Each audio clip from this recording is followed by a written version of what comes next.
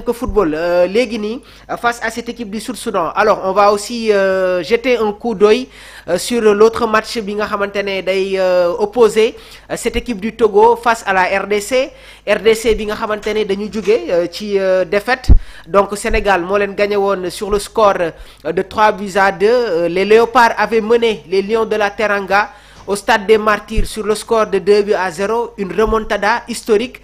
Premier but de Pape Alassane Gueye dans cette rencontre, l'égalisation de Nicolas Jackson dans les arrêts de jeu. Ki nga xamantene nak mom moy Pape Matar Sarr qui n'avait pas été titulaire dans cette rencontre, mom mo duggu marqué le troisième but permettant à l'équipe nationale du Sénégal de prendre les 3 points dans un match vraiment compliqué. Donc ñi ngi leen di jaajëfal bu baax a baax yéen ñi nga xamantene vous êtes actifs déjà sur les commentaires. Waaye dañuy ñëw un peu sur la une des journaux sportifs xëtle yéenekaay yi nga xamantene ci seen édition du jour xëyee nañu ak toujours cette actualité buy concerner l'équipe nationale du Sénégal. Rewmi Quotidien Sport, Pape Thiaw avant Soudan du Sud Sénégal, donc le sélectionneur de l'équipe nationale du Sénégal démb jot na yëkkati ay kaddu conférence de presse d'avant match bi nga xamantene amoon na li mu wax nag mooy nous allons prendre les 3 points. Mes joueurs sont des compétiteurs et ils savent ce qui les attend. Mondial 2026, l'Algérie qualifiée, la Guinée éliminée. On va faire un petit tour sur les autres matchs yi nga xamantene dafay concerner voilà ces éliminatoires de la Coupe du Monde 2026 sur le continent africain. Place au journal Record, le ticket pour l'Amérique dès ce vendredi. En avant l'équipe nationale du Sénégal, Kalidou Koulibaly, Edouard Mendy, Nicolas Jackson, Pape Alassane Gueye, Abdoulaye Seck, Idrissa Gana Gueye, Lamine Camara, Krépin Diatta, El Hadji Malick Diouf, Sadio Mané, Iliman Ndiaye mu nekkoon 11 bi nga xamantene moom la Pape Thiaw lancé woon ci match bi nga xamantene gaynde yi footballoon nañ ko face à cette équipe de la RDC Soudan du Sud Sénégal. C'est aujourd'hui à partir de 13h. Pape Thiaw, sélectionneur national, mes joueurs sont des compétiteurs et savent ce qui les attend. La détermination, caractère bi nga xamantene équipe nationale du Sénégal mi ngi koy wane jamono ji nag c'est à saluer. Donc on va amener des analyses dans l'aspect tactique.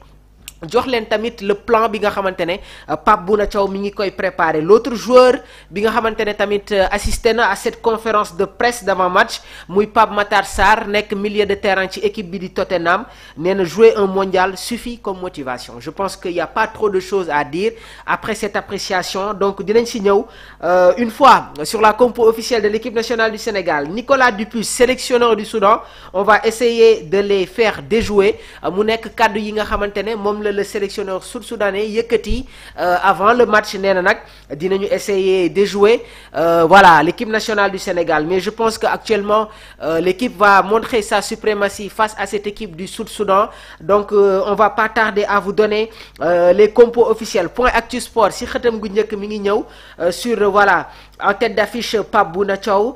Nous ne calculons pas ce qui se passe entre la RDC, Congo et le Togo. Alors démb am na ay suñu ay confrères yi nga xamantene posé woon nañu cette question à Pape Bouna Thiaw.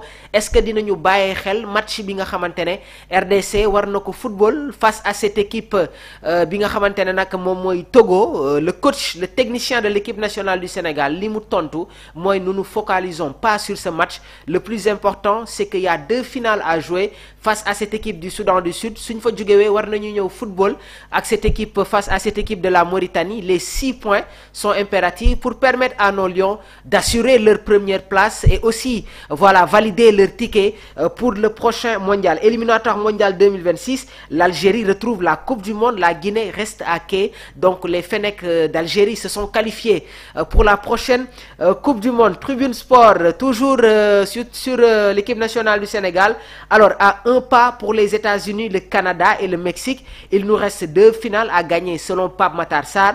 Aujourd'hui, on est à pole position, a déclaré le sélectionneur de l'équipe nationale Pape Bouna Thiaw. Alors comme ni ma leen ko waxee lii moo nekk ni ki tey la une des journaux sportifs. Dañuy jàll nag sur les débriefs d'avant match. Le Sénégal qui est leader du groupe B avec 18 points, donc dina football à 13h face à cette équipe du Soudan du Sud bi nga xamantene moom mooy le dernier. Donc ce match est décisif pour valider la qualification au mondial 2026 bi nga xamantene war na am États-Unis. Donc une victoire combinée avec un résultat favorable de la RDC pourrait sceller la qualification des Lions dès aujourd'hui. Alors si le Sénégal l'emporte, et que la RDC fait un match nul, le ticket est validé. Donc le sélectionneur Pape Bouna Thiaw jamono ji nag mi ngi miser sur l'expérience des cadres, la gestion du rythme ak la pression. L'équipe est concentrée et déterminée à rapporter les 3 points. Donc comme ni ma leen ko waxee rek c'est un match bi nga xamante ne voilà, on va le jouer dans un contexte waaye nag dañuy écarter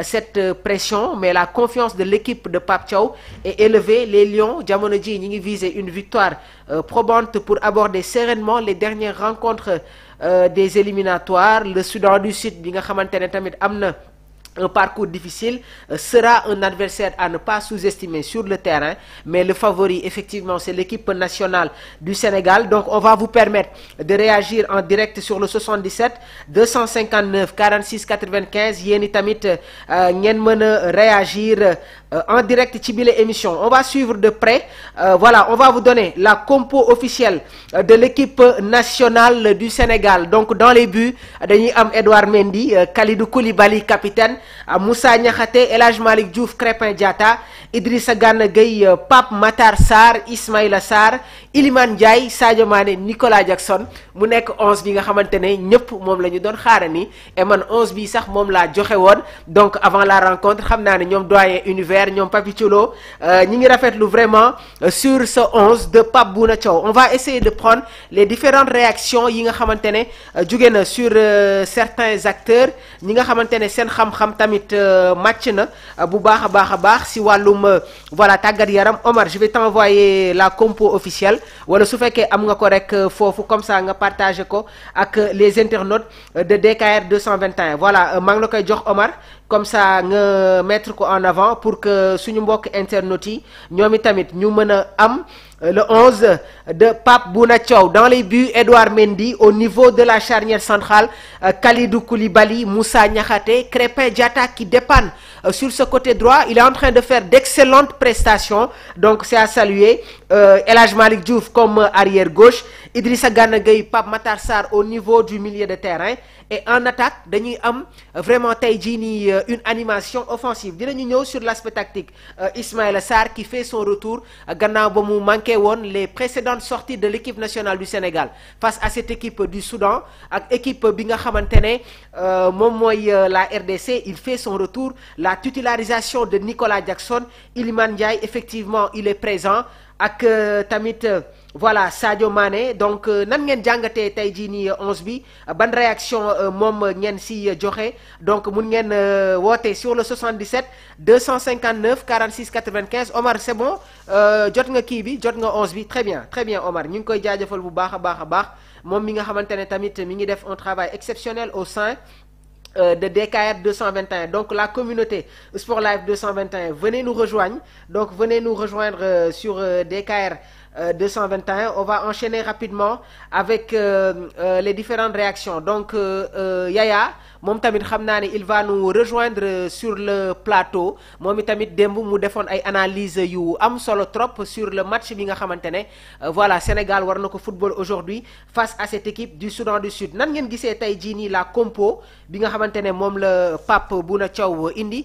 Ce qu'il faut savoir mooy certaines blessures ont facilité la tâche pour le sélectionneur de l'équipe nationale du Sénégal, parce que comme ni ngeen ko xamee Pape Alassane Gueye dafa am cumul de cartons. On va le retrouver sur le prochain match bi nga xamante ne voilà équipe nationale du Sénégal war na ko football face à cette équipe de la Mauritanie. Lamine Camara, milieu de terrain buy football ci équipe bi di Monaco, moom itamit dafa am blessure, de même que Habib Diarra, milieu de terrain qui évolue actuellement au niveau de la Premier League en Angleterre ci équipe bi nga xamante ne moom mooy Sunderland. Léegi nag nekk nañu ay joueurs yoo xamante ne ils avaient gagné du point dans le dispositif de Pape Bouna Thiaw. Léegi nag par rapport au contexte du match, je pense que analyse yi nga xamante ne jotoon naa ko def mooy il faut l'approcher de manière offensive. Dans ce cas, les options offensives commencent par une dynamique offensive au niveau du milieu de terrain. Ñi ngi doon évoquer le nom de Pathé